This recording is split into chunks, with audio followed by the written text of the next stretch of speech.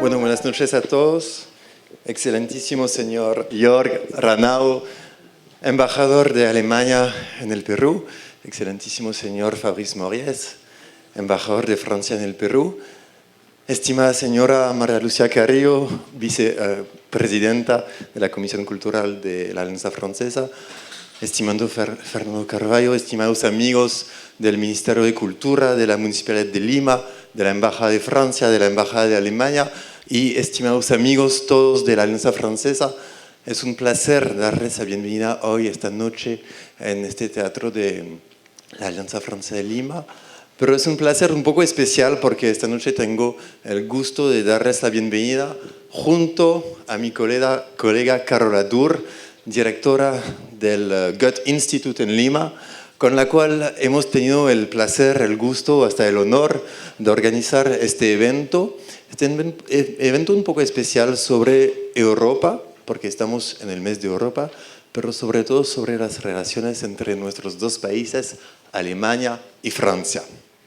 Lo que pasó es que hace poco nosotros dos, como nuevos directores de nuestros institutos nacionales, hablábamos sobre posibilidades de cooperación.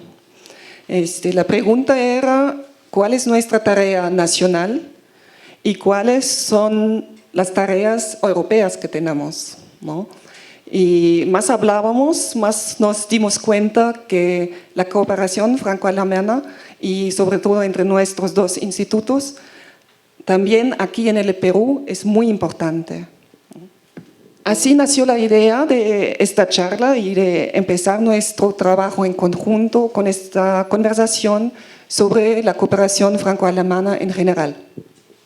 Sí, lo que nos interesa esta noche es estudiar cómo la relación entre dos países vecinos puede tener una influencia, hasta consecuencias a nivel de un continente, a nivel de toda una zona geográfica que sea en Europa, tanto en Europa como tal vez algún día en Sudamérica.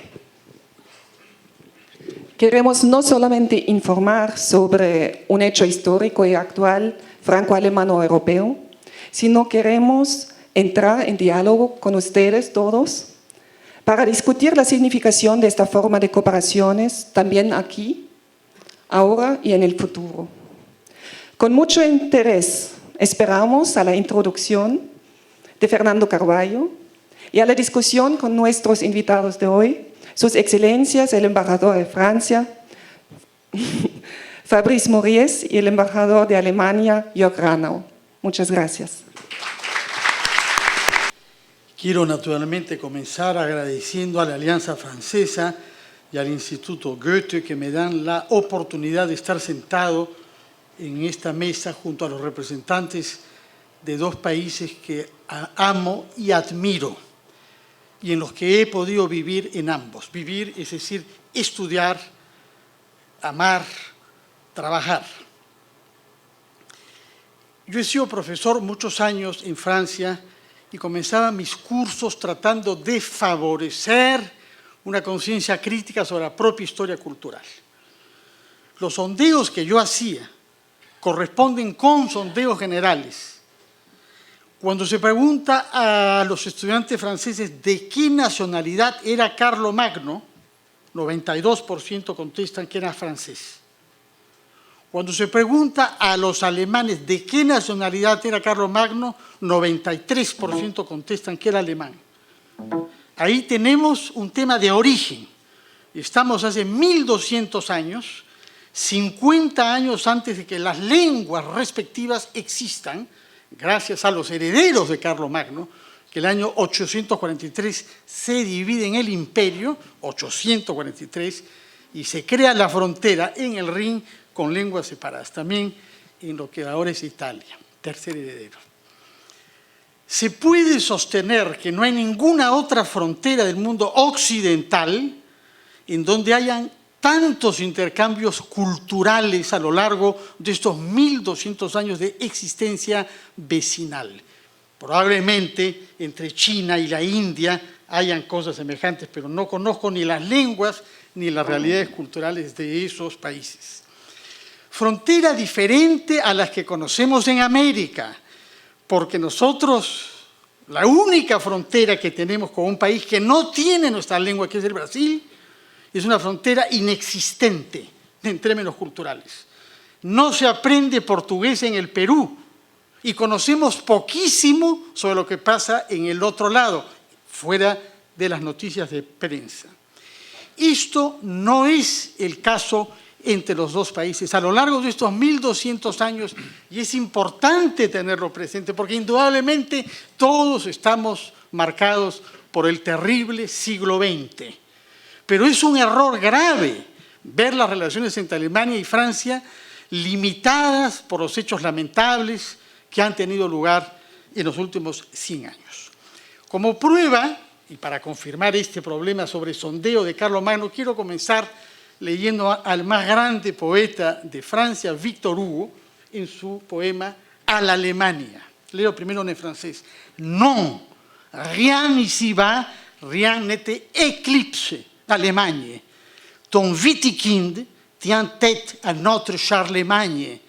Et Charlemagne même est un peu ton soldat. No, nada acá sobre la tierra te eclipsa Alemania. Y tu Viticundo es igual que nuestro Carlomagno. Y Carlomagno mismo es un poco soldado tuyo. Más ambigüedad sobre la identidad nacional de Carlomagno no se puede. Y como los parisinos por lo menos saben, la estatua de Carlomagno está ubicada delante de la Catedral de Notre Dame, en el centro mismo de la capital francesa, aunque muchos la vean en este bronce verde y no sepan quién es, pero ahí está, en el centro mismo de la capital de Francia. Quisiera leer todo el resto de este bellísimo poema en la Alemania de Victor Hugo, 1840, termina diciendo: Vous avez Beethoven comme la Grèce Homère, l'Allemagne est puissante et superbe. Ustedes tienen a Beethoven como Grecia tiene a Homero. Alemania es poderosa y superba, no digamos soberbia, sino superba. En realidad no es la única ambigüedad que habría que despejar. Si yo preguntase a los franceses y a los alemanes qué esposa de jefe de gobierno ha escrito un libro que ganó premios y que fue enormemente popular sobre cocina, ¿quién contestaría? Que fue Hannelore Kohl, que escribió sus recetas, 365, que vendió 2 millones en Alemania y que fue traducida este libro de recetas de comida a 22 lenguas. Alemania. Si uno lee las estadísticas de la OCDE sobre tiempo de trabajo, se dice mucho que en Francia hay esta ley de las 35 horas. En las cifras oficiales de la OCDE se puede leer que el tiempo de trabajo en Alemania es 10% menos que en Francia, semanal. La diferencia naturalmente es que en Francia hay una ley que reside todos los campos laborales, mientras que en Alemania, fieles a una cierta tradición de concertación y de descentralización, son los sectores industriales que deciden cuánto se trabaja en cada sector. La empresa Volkswagen, por ejemplo, que es una de las más grandes empleadoras de Alemania, tiene como promedio semanal laboral entre 24 y 35 horas. O sea, como máximo 35 horas en Volkswagen, que es el máximo de la ley alemana, francesa.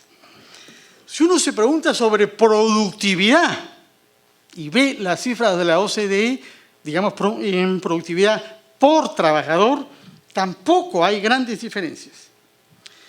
Si uno se pregunta por una tradición antiautoritaria en las escuelas y las universidades, por ejemplo, aunque es discutible, tuteo en Alemania se ha ido más lejos en el desmantelamiento de las jerarquías institucionales.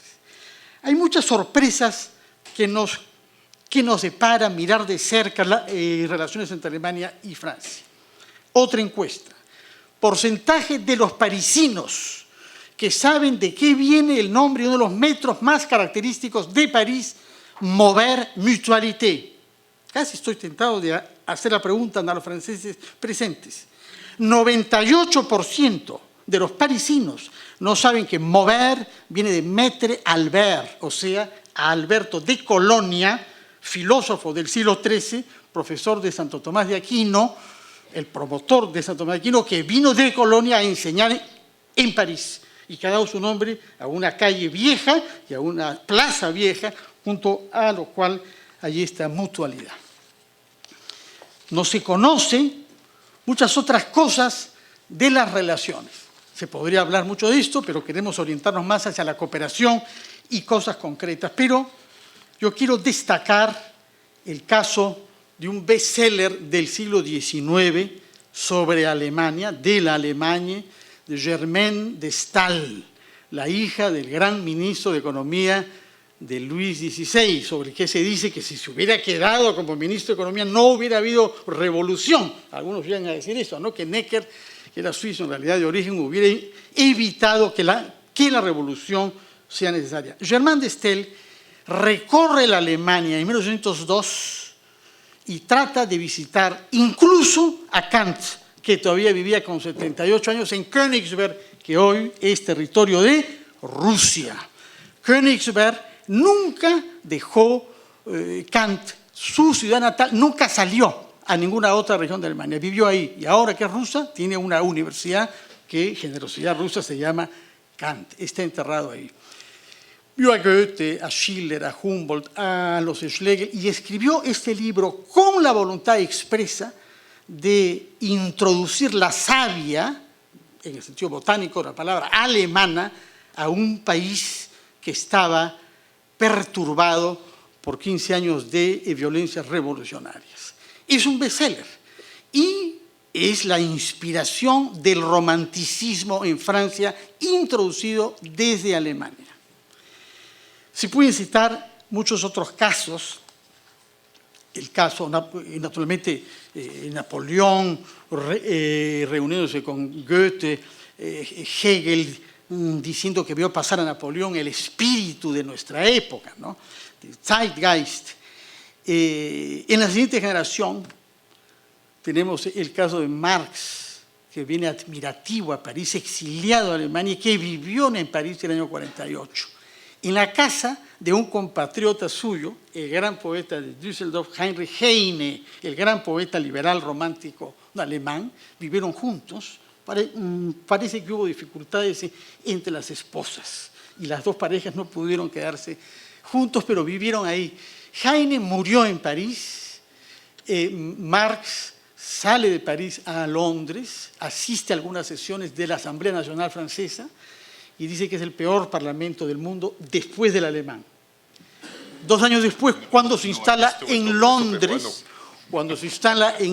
corrige, me equivoqué, en el peor parlamento del mundo es el inglés, Marx. Y por supuesto la relación con Proudhon, con el socialismo utópico francés, inclusive nuestra compatriota franco-peruana Flora Tristán. Tenemos muchos otros casos de relaciones fecundas. Quisiera detenerme un instante en el caso de Jean Jaurès, asesinado a fines de julio de 1914 por un nacionalista que después sería también asesinado por un nieto de Paul Gauguin en España. El asesino de Jaurès, que era profesor de alemán y que hacía lo posible por evitar la Primera Guerra Mundial, razón por la cual era mal visto por los nacionalistas, es detenido durante la guerra, juzgado en el año 19, y la justicia considera que no se puede en realidad analizar un crimen cometido en ese clima nacionalista y sale libre. Jaurès y el año 19. Hay muchos otros casos, algunas personalidades que nos conectan incluso con el Perú, el más interesante de los cuales es von Humboldt, que visitó nuestro país a principios del siglo XIX, nacido en Berlín. Las plantas que recolectó en nuestro país, el Perú, de las cuales 6.000 especies desconocidas fueron llevadas a París y están en el Jardín de Plantas de París, en donde publicó su obra, porque vivió allá 50 años en París, tratando de elaborar lo que él había aprendido en América, no solo en el Perú, fundador de la Sociedad Geográfica Francesa. En el siglo XX han pasado las cosas que sabemos, las 2 guerras terribles, Pero han pasado otras cosas, entre las cuales, sin duda, en el proceso de amistad franco-alemana, que es lo que nos acerca a nuestro tema, es un ejemplo extraordinario, porque es una relación entre dos países que habían tenido hostilidades manifiestas y cruentas durante 100 años, que llegan a formas de integración extraordinarias, incluso en el campo militar.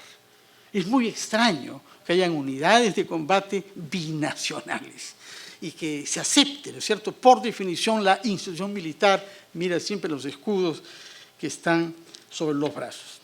La amistad franco-alemana se ha encarnado en las parejas emblemáticas, Adenauer, de Gaulle, Giscard y Schmidt, Mitterrand-Kohl, ¿no? ¿Quién de los dos derramó lágrimas?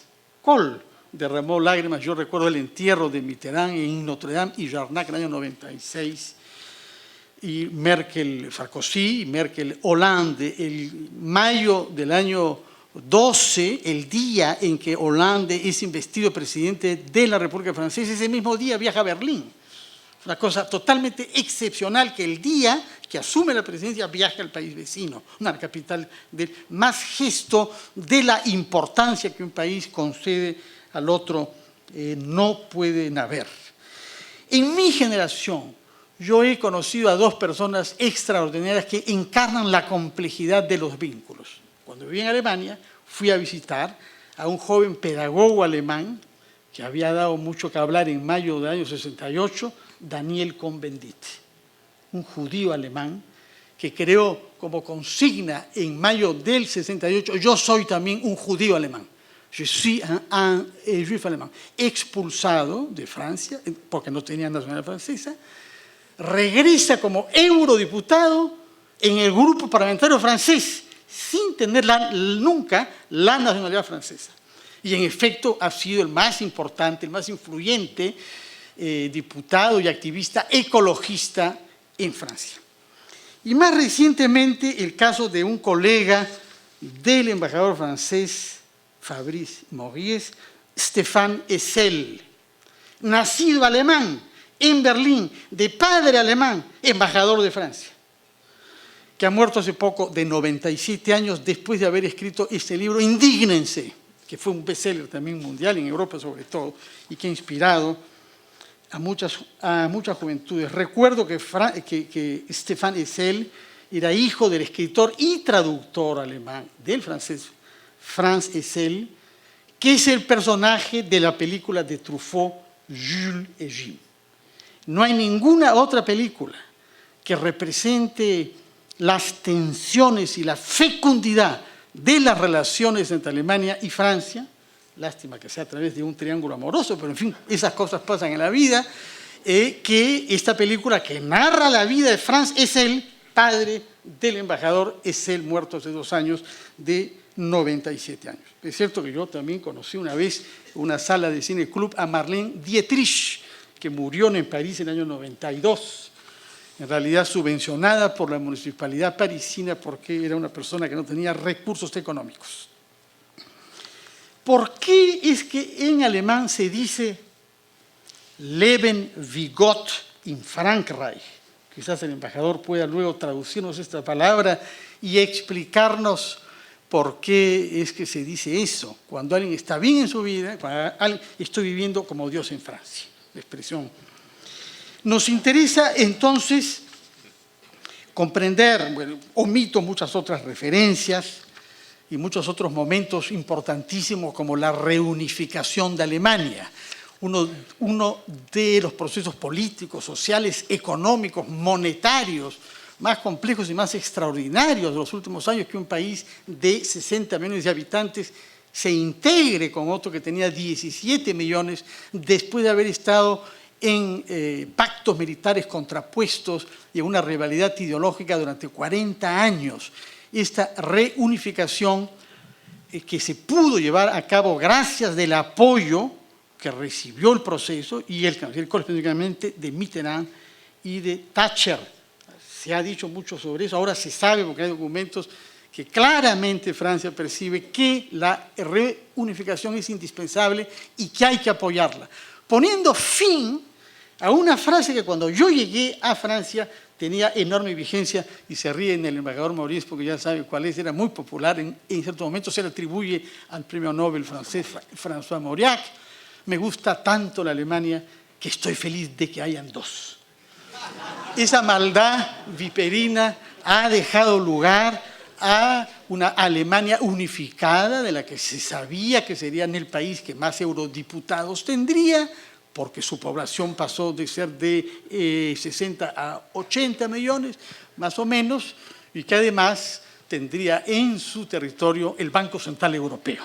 Ya estamos entrando a temas más específicos, la política financiera común, tradición alemana, pero antes de entrar a esos campos y centrarnos en la cooperación que cada uno de los dos países hace con sus respectivos ministerios, con sus respectivas políticas y con sus respectivos aliados y amigos en el mundo, y también en común. Antes de entrar a ese tema, quisiera preguntarle a los dos embajadores cuál ha sido su primera imagen del país vecino.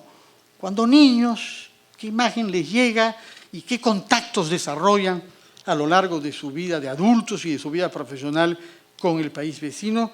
Y comenzamos con el embajador de Alemania, Jörg Ranau, porque el embajador francés está en casa, de manera que la palabra la tiene el embajador Jörg Ranau.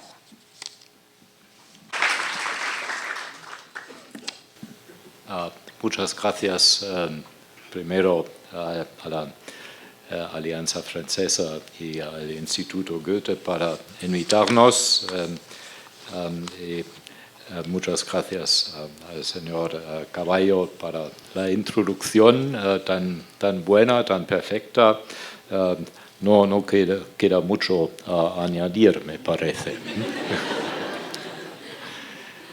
Pero usted ha preguntado por mis experiencias como joven y como ve al país vecino. Y yo he tenido la gran suerte de ir a un colegio en los años 60 y 70. Fue el primer colegio en Baja Sajonia que introdujo una reforma.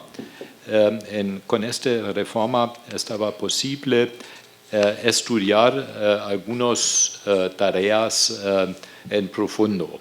Y yo elegí la química y el francés. Y fue el primer curso de francés que se estableció en este tiempo, con 6 horas de francés cada día. Es decir, conocía bastante bien la literatura francesa y posiblemente también el pensamiento en Francia. Y yo vivía en esta época en Hannover, que es una ciudad bien al norte de Alemania, donde no se suele tener tantos contactos con el vecino del oeste. Y viajamos muchísimo a París, al sur de Francia, uno de los capitales hermanas, uno de los ciudades hermanos, se dice, de Alemania es Perpignan y la otra es Rouen.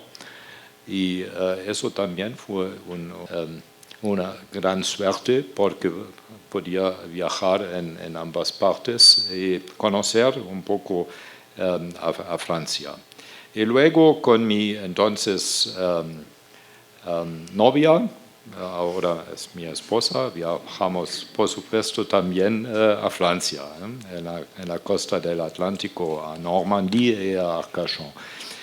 Y después de mis estudios, después de mi maestría, tuve mi primer trabajo con la Régie Renault en París, Vélizy-Villacoublay. Fue un trabajo solamente de 3 meses.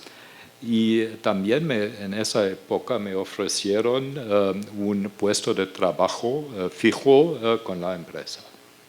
Pero en esta época, como ya he dicho, ya conocía a mi entonces novia y también me ofrecieron un puesto con asuntos exteriores. Y por eso, por fin, eligió Asuntos Exteriores y estoy muy feliz porque esta tarde puedo discutir con ustedes. Muchas gracias, embajador. Muy amable. Entre tanto, hay que decir, desde el Tratado del Elíseo hasta ahora, 18 millones de estudiantes franceses han hecho estadías en familias alemanas. 18 millones en 50 años, en un poco más de 50 años, y viceversa. No conozco la cifra exacta para Alemania, pero es gigantesco el intercambio, las semanas escolares. No sé si usted, embajador Maurice, es uno de esos... ¿no? No, muchas gracias a todos, muchas gracias Fernando por su presentación y muchas gracias a la Alianza Francesa y al Instituto Goethe para haber organizado este evento. Mi relación, mis vínculos con Alemania son un poco menos fuertes que mi colega de Alemania, desgraciadamente, porque creo que la razón esencial es que nací en una ciudad al sur de Francia que se llama Toulouse, que está bastante lejos de Alemania, muy cerca de España. Pero hay un vínculo extraño entre Toulouse y Alemania. Saben que Toulouse es famosa por su industria aeronáutica y la razón por la cual la industria aeronáutica fue colocada en Toulouse es precisamente para evitar los bombardeos de los aviones alemanes durante la Primera Guerra Mundial, porque precisamente estaba muy lejos de Alemania y los aviones en esos tiempos no podían alcanzar a la ciudad de Toulouse. Entonces, durante mis estudios en Toulouse, los vínculos entre Alemania y yo eran un poco escasos, salvo mi gusto para la historia de este país y la literatura. Como mi colega de Alemania, he leído los clásicos de la literatura alemana con un gusto particular para un libro de un escritor que a veces quizás es un poco olvidado en Alemania, no lo sé, que se llama Theodor Fontane, que ha escrito un libro famoso que se llama Effi Briest, que parece que es un poco la misma historia que Madame Bovary de Flaubert, y por supuesto un gusto particular para la obra de Thomas Mann también, en particular los Buddenbrook. Es un recuerdo de la literatura alemana que me gustó mucho. Pero hay otros vínculos entre Alemania y mi pajera.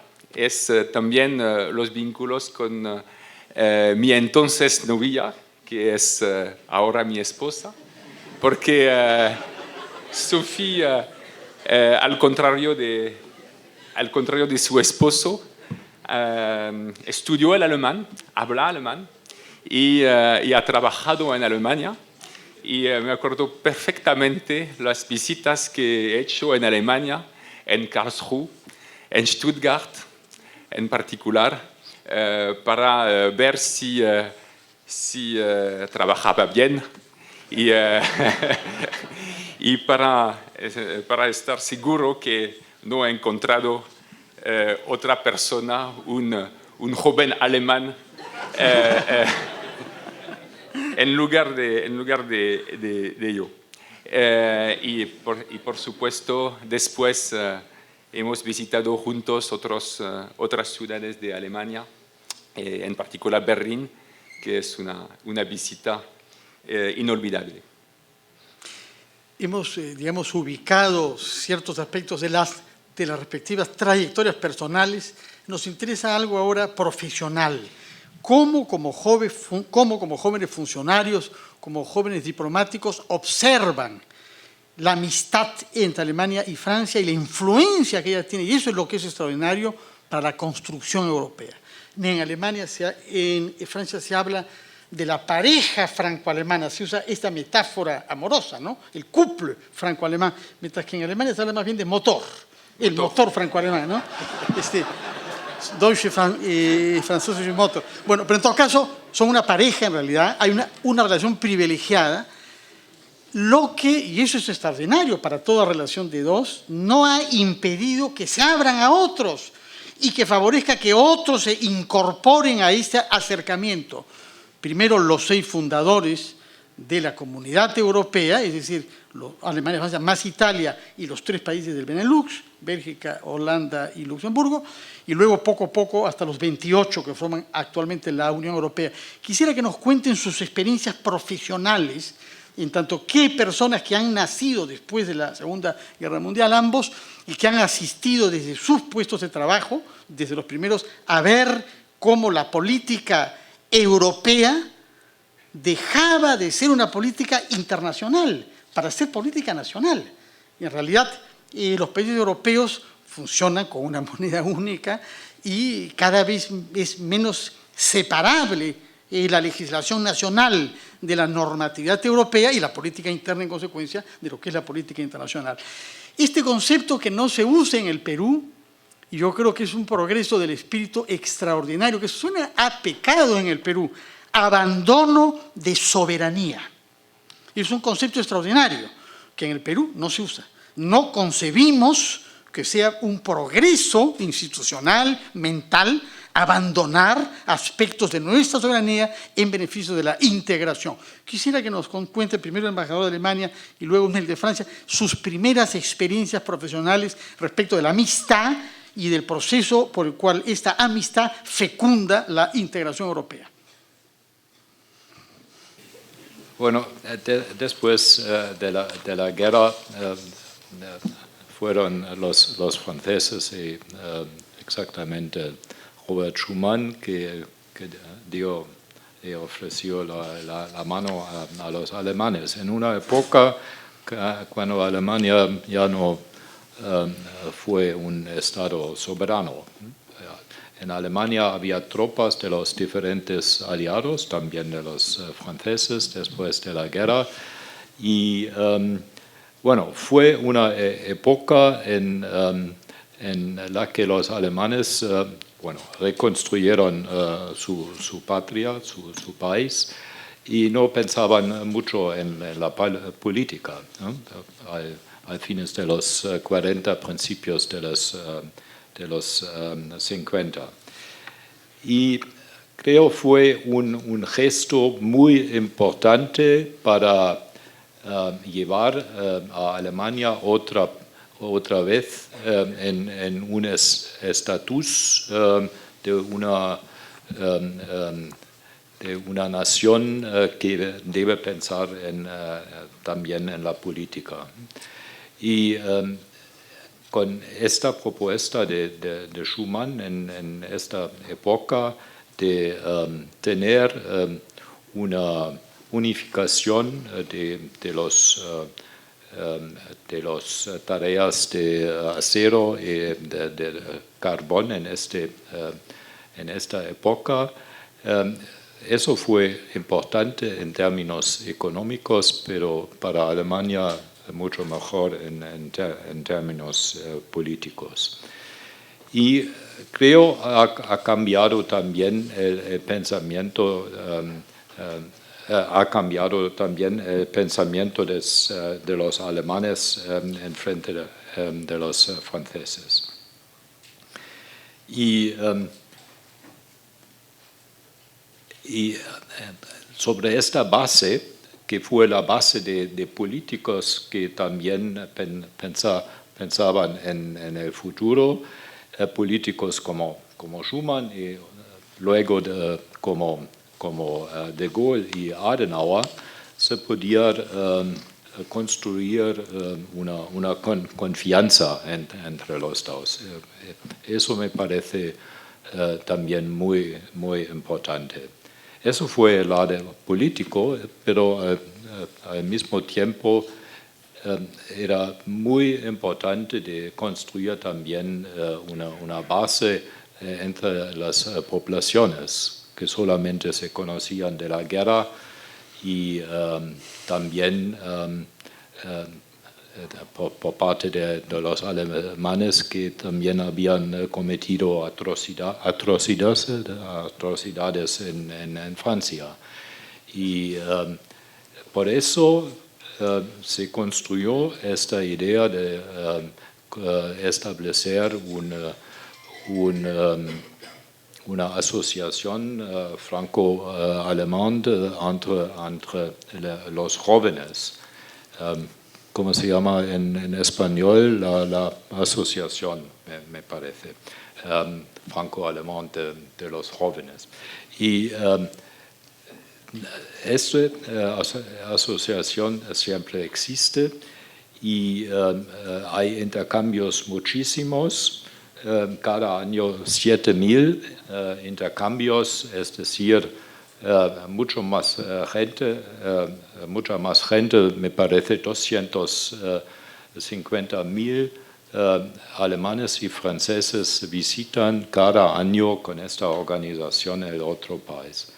Es decir, es un intercambio y un conocimiento muy amplio dentro de la población en Francia y en Alemania, en conocimiento de la otra parte. Y yo durante mi época como joven tenía al menos 5 veces la oportunidad de viajar a Francia con apoyo de esta asociación.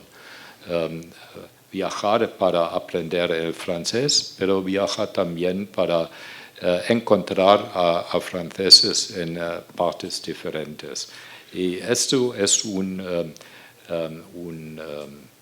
modelo que sigue hoy y que también está copiado en relación con otras naciones, ahora por ejemplo entre Alemania y Polonia, pero este modelo de la Asociación de los Jóvenes de Francia y Alemania es la más amplia que yo conozco y pienso que ha tenido un efecto inmenso.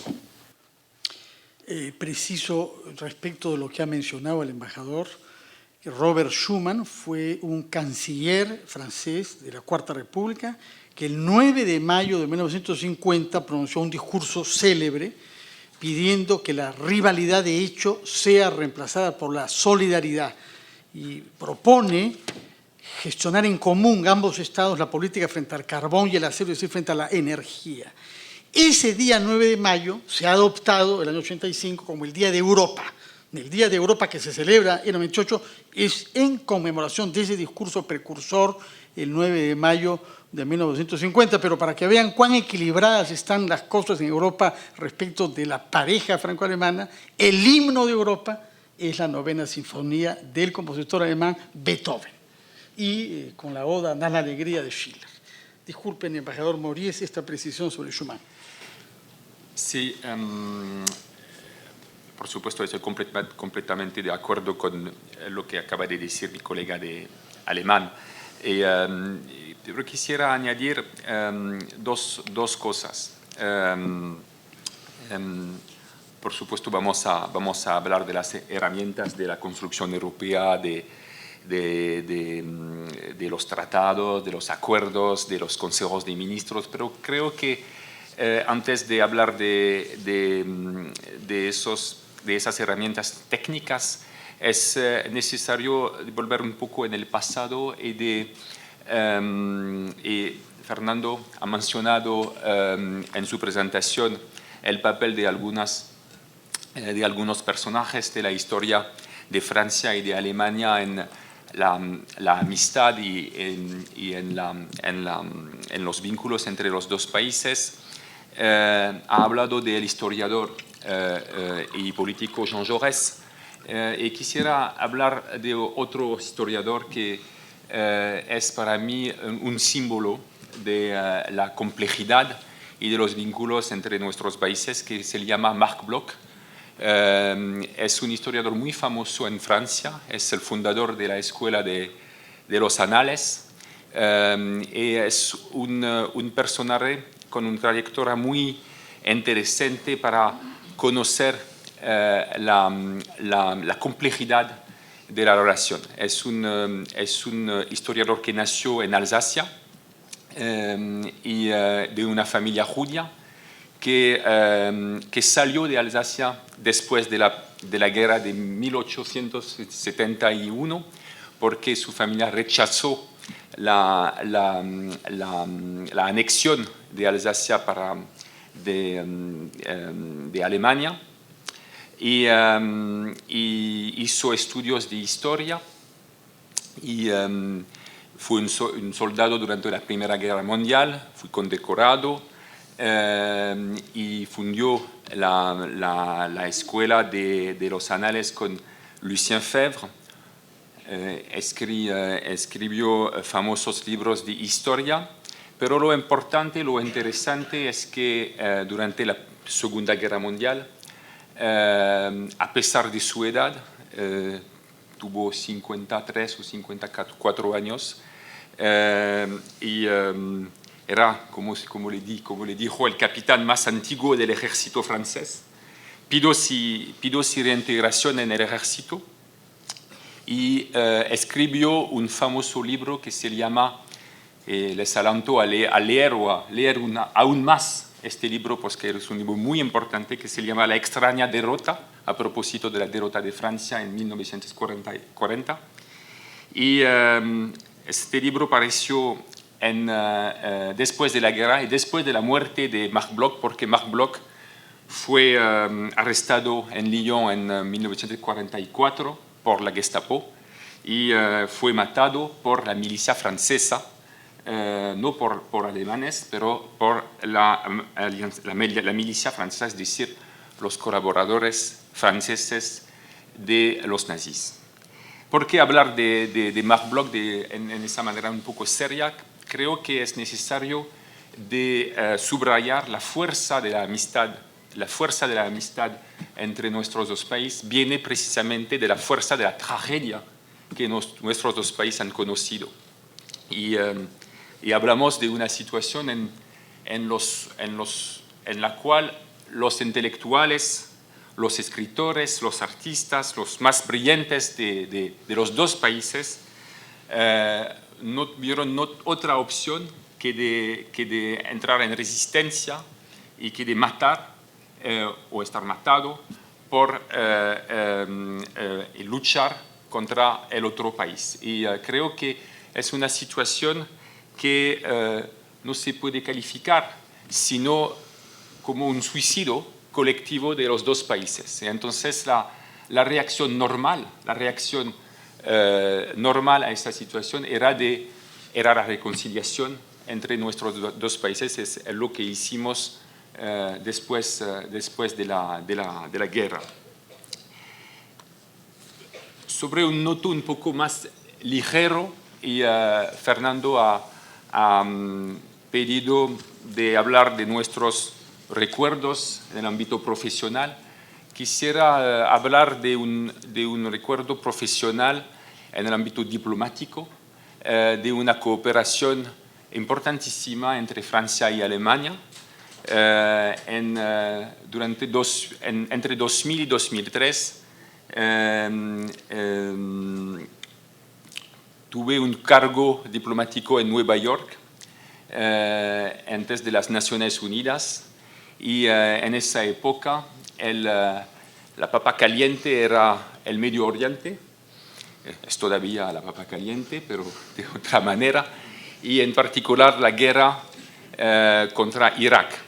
Y en 2003 Alemania entró en el Consejo de Seguridad como miembro no permanente, y la cooperación, puedo decir, porque estaba acá con los colegas de Alemania, la cooperación entre las dos delegaciones de Francia y de Alemania era increíble, increíblemente fuerte, con un intercambio total de papeles, de análisis y un conocimiento total de lo que hizo la otra delegación, no solamente en Nueva York, pero en las otras capitales del mundo donde hemos trabajado juntos precisamente para evitar esta guerra. Desgraciadamente no conseguimos, pero creo que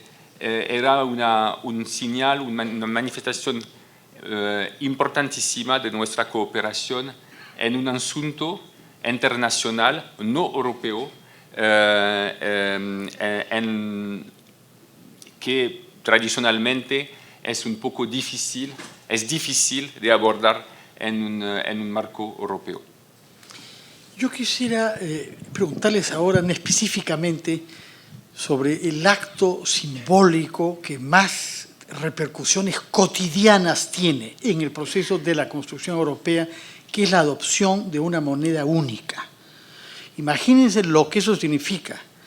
No emite ya moneda el Banco Central. Pasamos de un día al otro, en realidad es de una década a la otra, eso tomó muchos años de hacer, a tener una moneda común con un Banco Central Europeo que tiene vigencia para 19 países de la Unión, más otros que la han adoptado también, Kosovo, Montenegro y otros.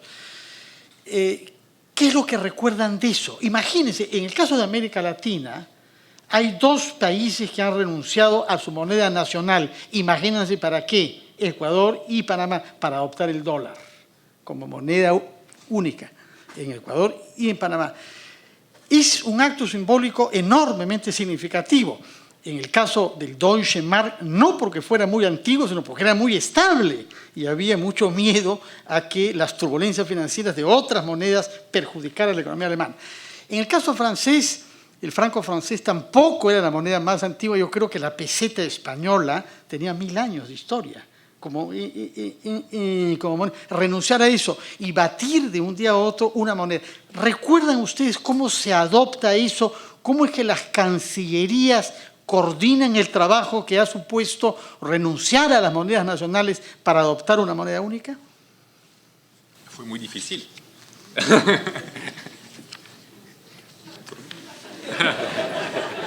No, permítame de agregar una cosa a lo que acaba de decir Fernando precisamente sobre la moneda única. Y en esos tiempos estaba un estudiante en la Escuela Nacional de Administración en Francia, y no un diplomático, pero me acuerdo perfectamente que el debate sobre la moneda única fue muy difícil en la sociedad francesa, y el presidente Mitterrand tomó la decisión de presentar este tema a la votación popular con un referéndum, y presentó el Tratado de Maastricht, que propuso la creación de esta moneda única antes del pueblo francés, y ganó, pero con una margen muy pequeña, porque me acuerdo que la victoria del sí a la votación de referéndum fue de 51%, contra una campaña muy fuerte de algunos políticos, en particular de un político que se llamó, porque es muerto, Philippe Séguin, que hizo una campaña muy fuerte y a veces con mucha convicción, digamos, contra la creación de esta moneda única. Entonces, no era un lit de rose, como dicen los ingleses. Camino de rosas. Un camino de rosas. Y yo recuerdo que fue en septiembre del año 92. El referéndum es la única vez de la Quinta República que el presidente de la República debatió contra un opositor. Mitterrand mismo, que ya tenía su edad y un cáncer avanzado, debatió en la tele, siendo jefe de Estado en ejercicio, contra un enemigo de la moneda única importante, Philippe Séguin, efectivamente, y es quizás gracias a ese empuje personal que el jefe de Estado. ¿Cómo vivió eso usted en Alemania? Los alemanes habían asegurado que la sede del Banco Central sea en Frankfurt, eso facilitaba un poco las cosas, pero había que renunciar al Deutsche Mark. Al Bundesbank. Al Bundesbank también. Al Bundesbank. Sí, Bueno, hay que comprender que Alemania, después de la Segunda Guerra Mundial, se fundó muchísimo sobre su economía y un éxito comercial. Y eso es un punto. El otro es que los alemanes habían vivido en el siglo XX 2 veces con una alta inflación, una en los años 20, principios de los 30 del último siglo, y otra inflación después de la Segunda Guerra Mundial. Es decir, la gente había perdido todo su dinero y por eso no tenían mucho. Con la fuerte mark tenían algo en la que podían basarse los alemanes. Quería subrayar otra vez Alemania después de la guerra, posiblemente un país más basada en la economía que en la política, y también un país dividido.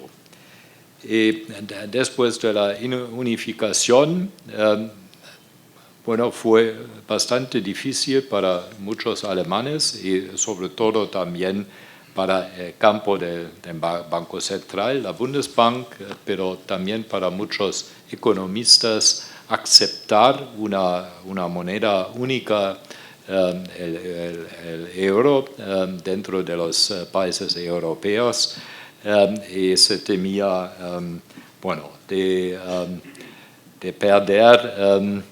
perder la posibilidad de hacer su propia política monetaria. Para Alemania, como he dicho, un país basada en la economía, una decisión muy difícil en este tiempo. El otro gran proceso al cual hemos asistido en nuestra generación es el de la reunificación alemana. En Alemania se dice reunificación porque consideran que con Bismarck hubo una primera unificación, por eso es la reunificación.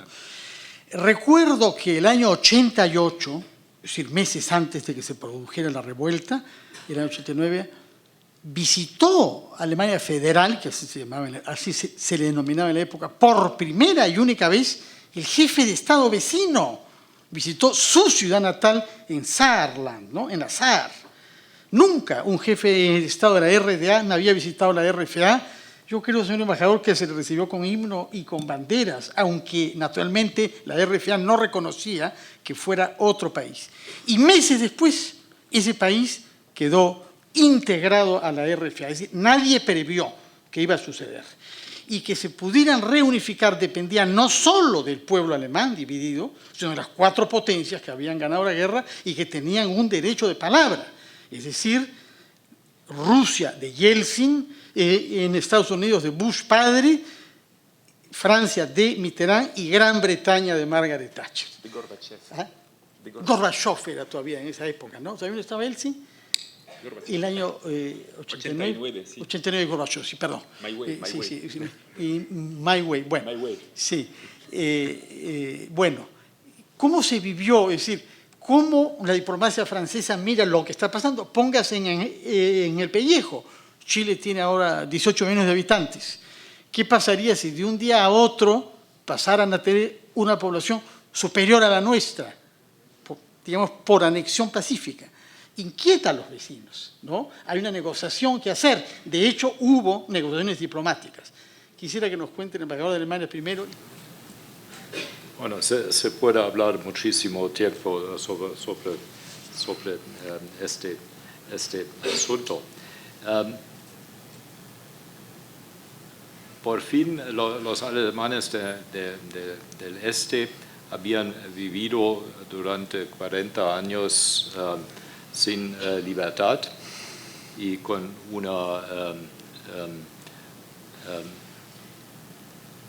con un nivel de vida mucho más bajo que la de Alemania del Oeste. Y su punto de relación no fueron los otros países de Europa del Este, sino el otra Alemania. Y durante las demostraciones que por fin nos llevaron a la caída del muro, los manifestantes en el este también tenían el eslogan si no viene el marco alemán a la Alemania del Este, nosotros vamos a Alemania del Oeste. Es decir, fue no solamente una decisión de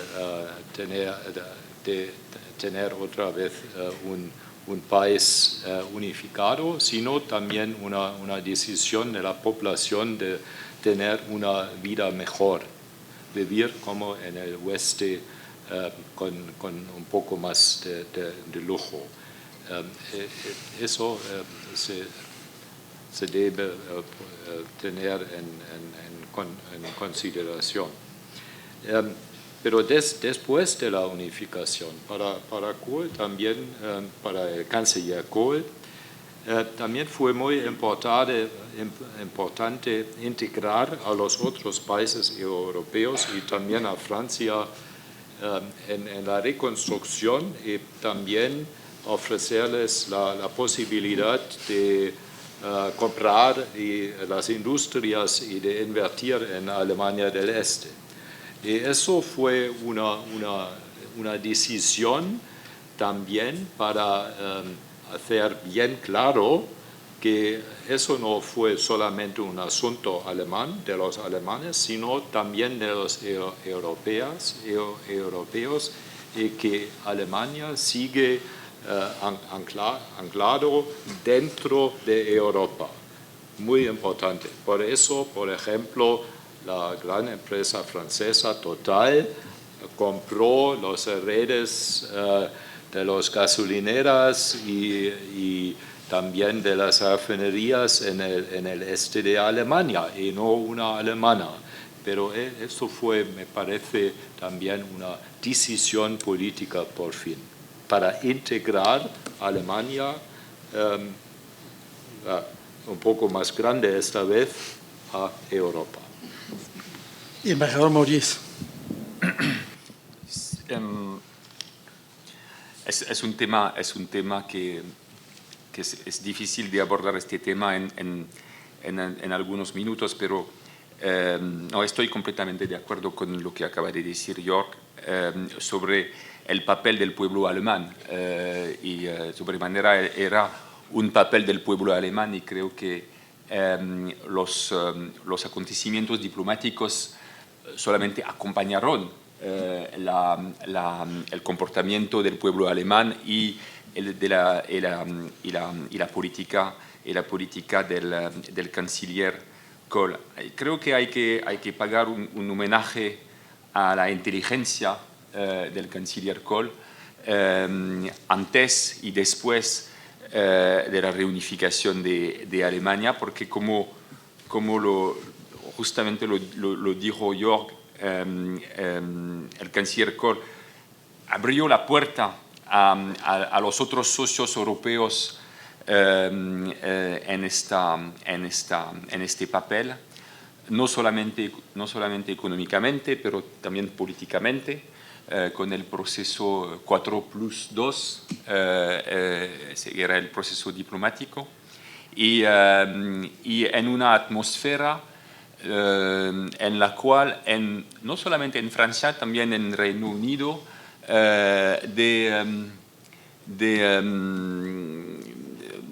una atmósfera de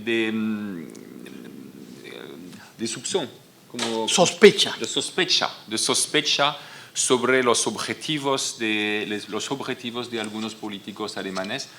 Esas sospechas eran, ha mencionado la famosa frase de François Mauriac, y creo que algunos políticos en Francia, no el presidente Mitterrand, pero algunos políticos en Francia o en Reino Unido han compartido esta frase, este análisis.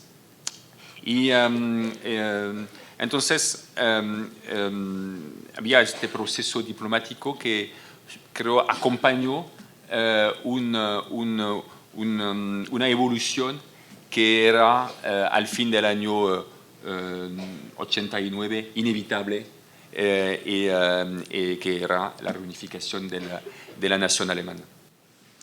Hemos pasado revista entonces a las cosas de la posguerra, discurso de Schuman en el año 50, creación de la Comunidad Europea, luego el lanzamiento, reunificación alemana, lanzamiento del euro, que entra en funcionamiento real en el año 2002, si no me equivoco. ¿A qué vamos ahora? ¿Qué cosa tenemos por delante?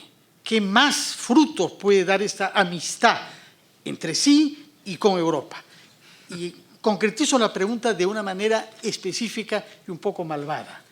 ¿Es imaginable que algún día haya en el Perú una embajada única franco-alemana? ¿Hay, de hecho, ya casos? Hay casos. A ver, adelante, embajador Mories. Bueno, primero tenemos que decidir quién va a casa.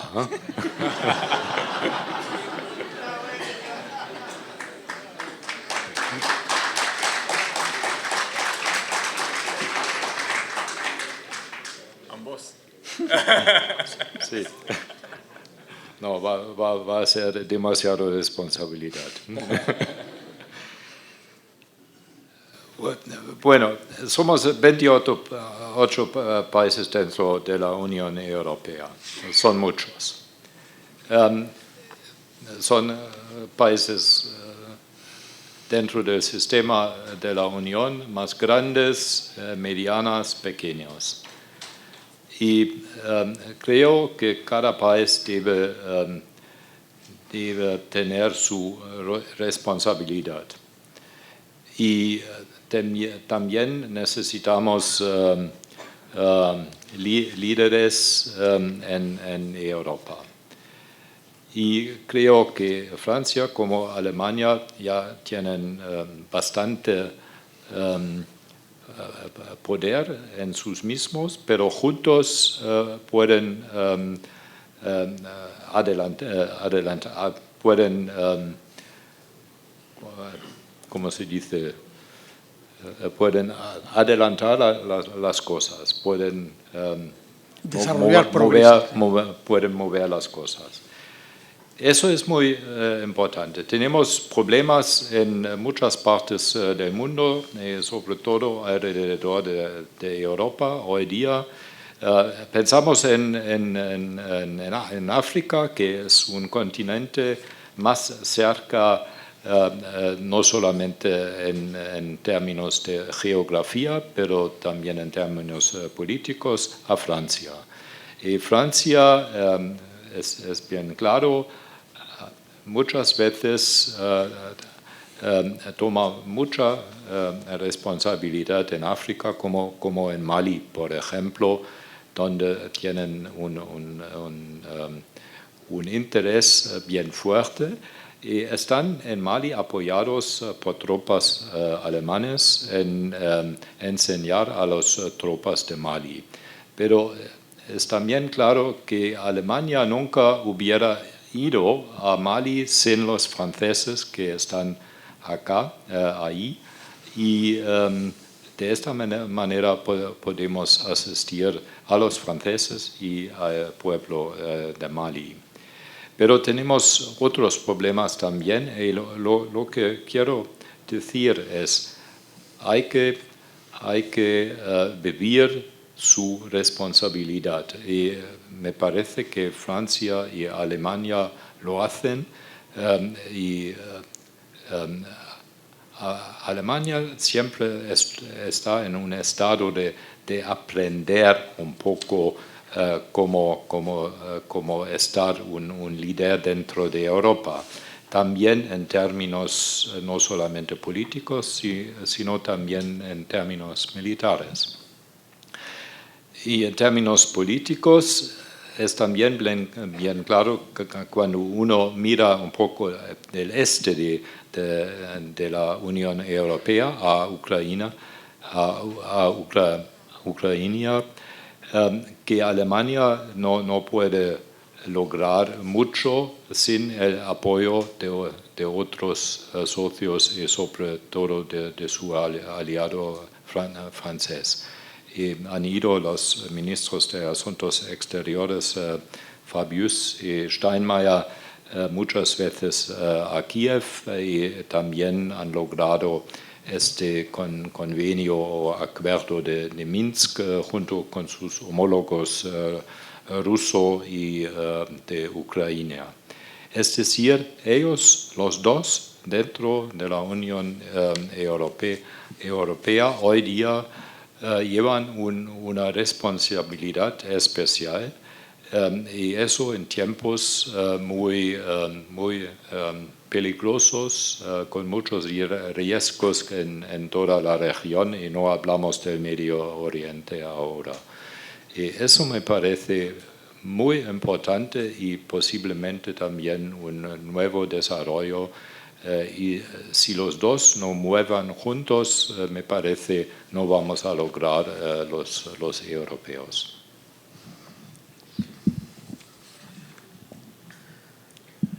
Creo que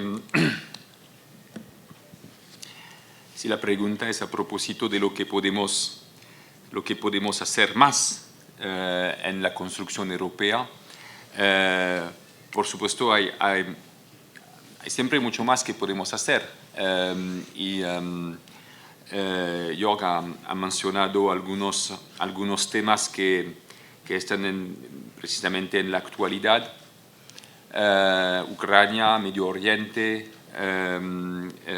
África, son temas de seguridad, son temas de diplomacia, son temas de diplomacia a veces difícil y donde se desarrolló una cooperación bastante fuerte entre los dos ministerios de Relaciones Exteriores, los dos ministros.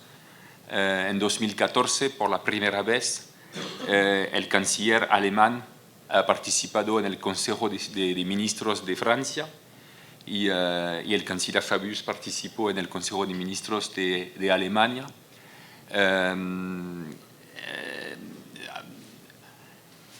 Hay siempre otras posibilidades de cooperación. La posibilidad de crear embajadas juntas es hecho. Ya hay una embajada común en Bangladesh. Ya hay institutos culturales juntos entre nuestros dos países en algunos países. Es difícil, por supuesto, porque para incrementar el número de embajadas juntas en el mundo se necesita de fortalecer la construcción europea en un sentido en la dirección de un sistema federal. Es decir, compartir no solamente competencias, pero hacer lo mismo con las mismas herramientas. Y es precisamente lo que falta ahora en la construcción europea. Digamos, no es la culpa de nuestros dos países, pero es el resultado de una situación general en la Unión Europea, que el sentimiento la creencia en la utilidad de un sistema federal ha disminuido desde el fracaso del referéndum francés, el referéndum sobre la Constitución Europea en Francia en 2005. Pero no es el fin de la película. Vamos a ver si hay otras evoluciones que se desarrollan que se van a desarrollar en el futuro y que van a alentar a los miembros de la Unión Europea y al motor franco-alemán a hacer progresos en esta dirección. Y creo que los asuntos de seguridad son claves en este sentido. La lucha contra el terrorismo, el programa nuclear de Irán y la cooperación entre los europeos, no solamente Francia y Alemania, pero también el Reino Unido y con el apoyo de la Unión Europea. Creo que esos problemas, esos desafíos que son importantísimos para el futuro de la Unión Europea y la seguridad de sus miembros y la seguridad del mundo, son claves para alentar nuevos progresos en la construcción europea. Antes de concluir hablando sobre cooperación en el Perú y con el Perú, simplemente previamente a eso quisiera un breve comentario sobre una crisis humanitaria, que es la que vemos todos los días en la televisión y en los medios, que es la crisis de los migrantes que vienen del norte de África. Sería útil saber cómo funcionan las instituciones europeas en concreto frente a esta crisis. Hay un Parlamento, hay una Comisión Europea en Bruselas, hay un Consejo de Europa en la que se reúnen los jefes de Estado y de Gobierno, hay otras instituciones ministeriales, pero concretamente, frente a este tema que golpea sobre todo a los países ribereños del Mediterráneo, pero que ha dado lugar a la voluntad de una política concertada de los 28. ¿Cómo funcionan las instituciones europeas? Ha quedado lo más difícil para el fin. Bueno, no, pero brevemente, ¿cómo es que se gestiona tener ante eso una respuesta común? Habida cuenta que los países del sur están afectados directamente, mientras que los del norte no. Resulta que el país que proporcionalmente más migrantes recibe hoy es Suecia, proporcionalmente a su población. Empieza. Discutimos el problema de los inmigrantes. Sí, y la política común frente a esta crisis humanitaria. Bueno, la inmigración sigue estar en las manos de los gobiernos nacionales, pero es un desafío que debe interesar a todos y que interesa a todos los europeos. Viene del Mediterráneo, pero tiene efectos para todos. Y por eso se intenta, por el momento, con el apoyo de la Comisión en Bruselas, persuadir a los estados que aceptan el ingreso de inmigrantes y de tener cuotas, es decir,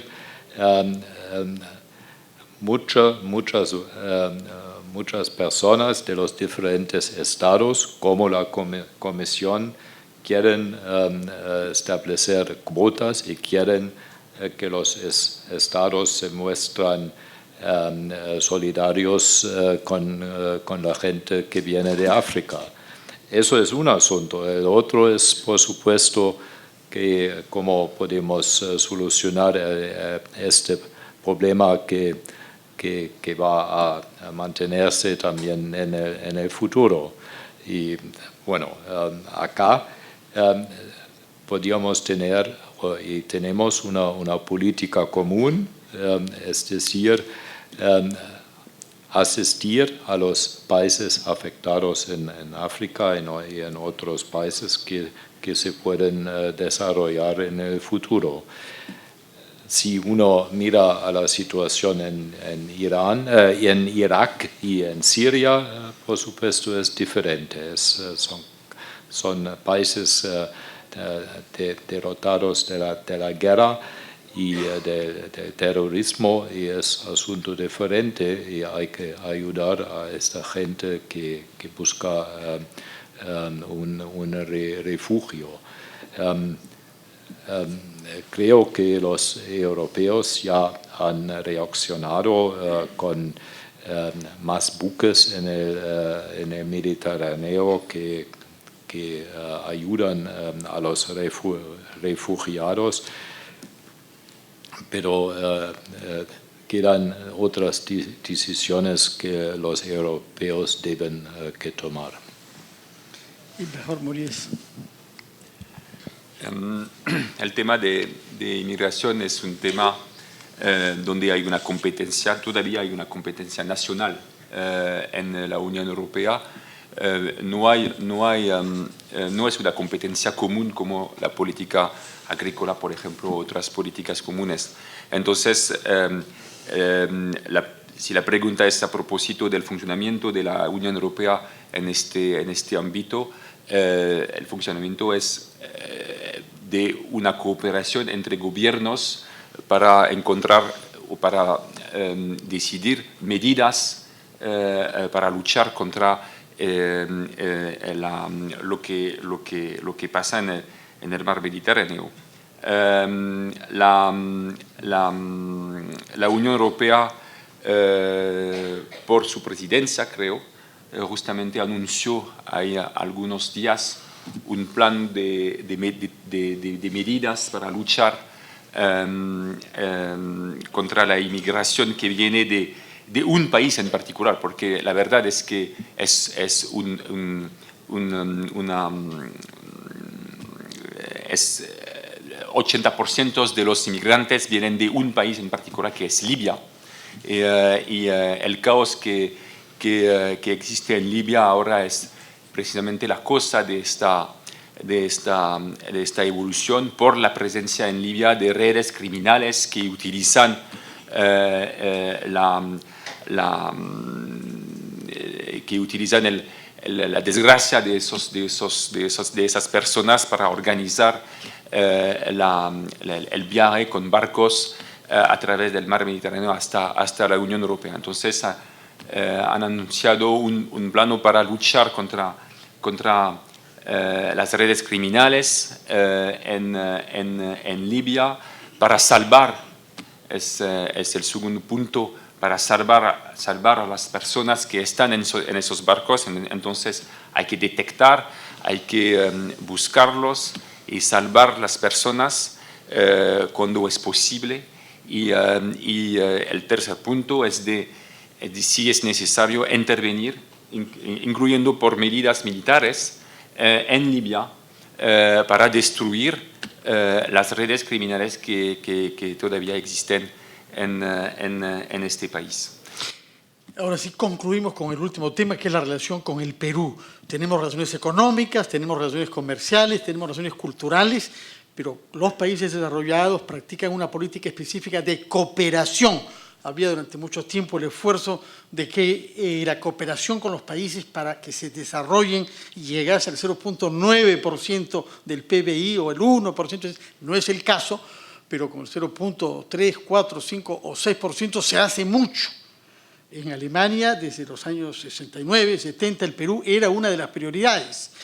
Quiero que nos digan, quizá brevemente posible, cuáles son los principales proyectos, cómo se definen, en qué áreas, qué temas, en qué regiones es que la cooperación alemana y la cooperación francesa se ejerce en nuestro país y si hay coordinación sobre estas políticas respectivas.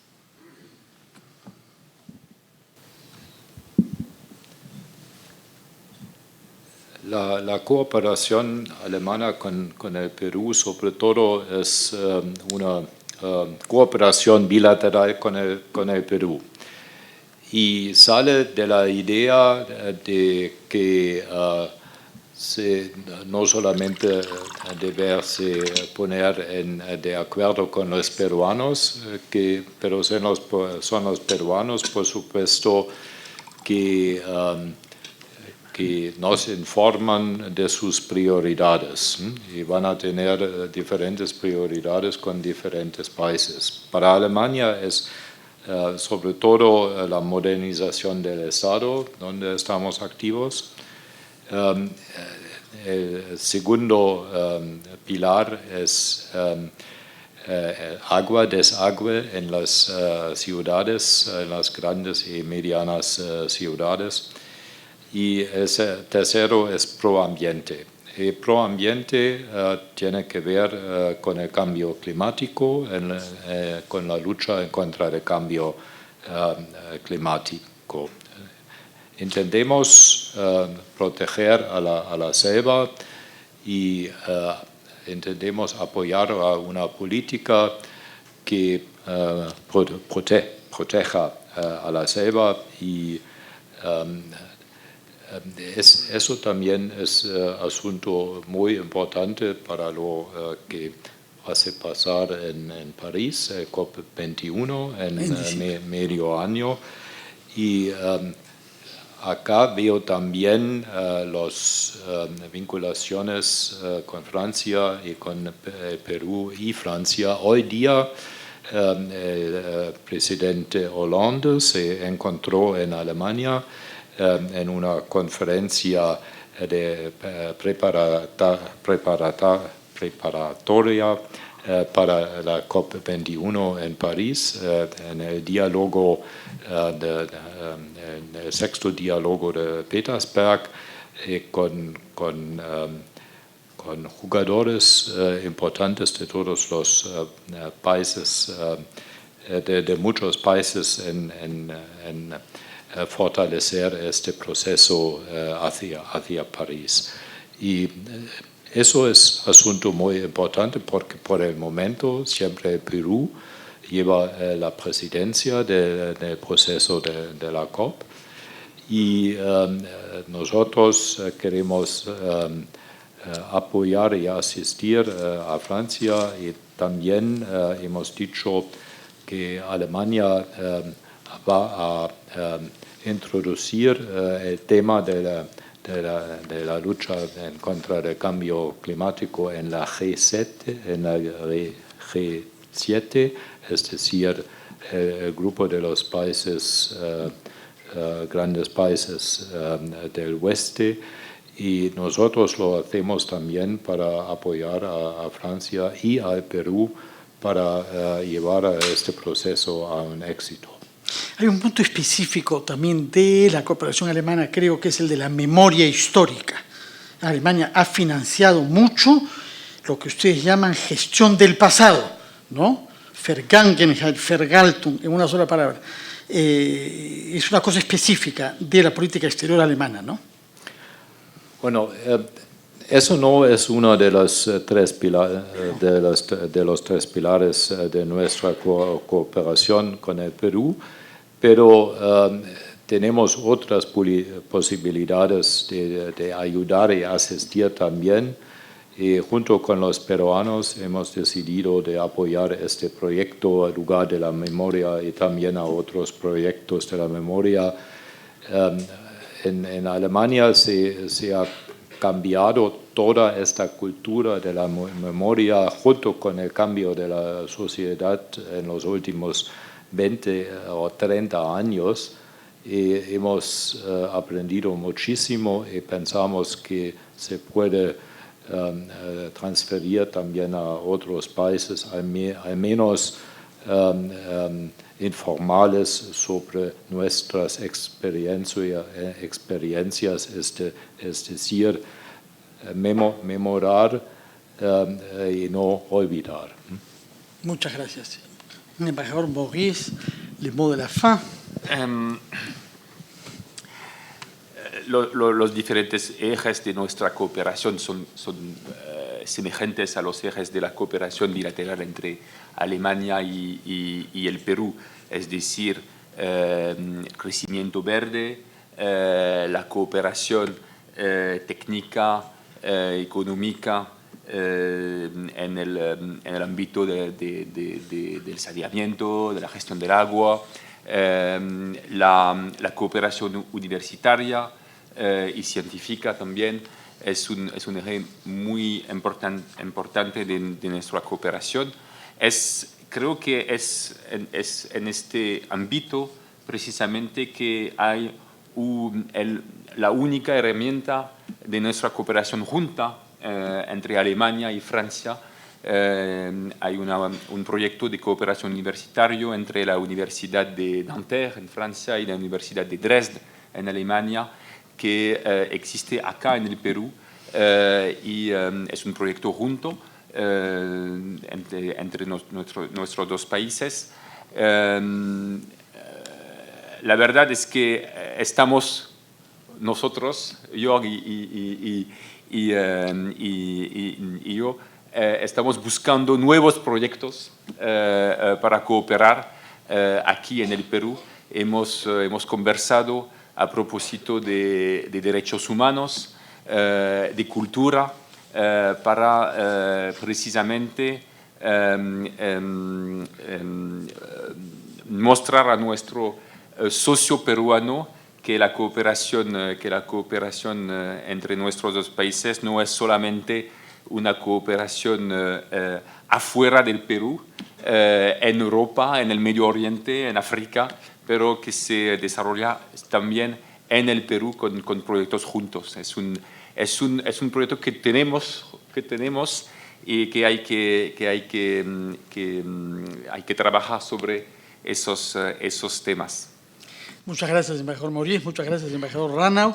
Permítame terminar y también inspirado, como hemos comenzado, por Víctor Hugo, diciendo viva la amistad franco-alemana, viva la Unión Europea. Muchas gracias y buenas noches.